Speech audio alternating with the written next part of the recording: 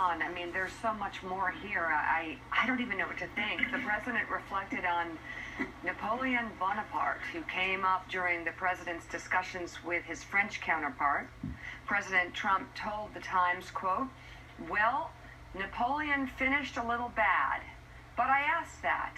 So I asked the president, so what about Napoleon? He said, no. What he did was incredible. He designed Paris, the street grid, the way they work, the spokes. He did so many things, even beyond. And his one problem is he didn't go to Russia that night because he had extracurricular activities, and they froze to death.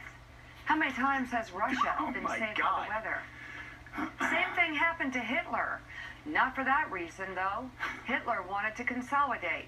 He was all set to walk in, but he wanted to consolidate. And when it dropped to 35 degrees below zero, that was the end of that army. The president then spoke about the Russian army, saying, quote, but the Russians have great fighters in the cold. They use the cold to their advantage. I mean, they've won 5 wars where the armies that went against them froze to death. It's pretty amazing. So we're having a good time. The economy is doing great.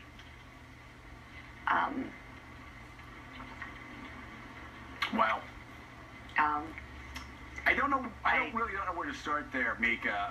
I will say that there is not a historian alive who has ever suggested, Mark Halpern, let me bring you in here, that Napoleon lost to the Russians. I believe it was in 1814, was it?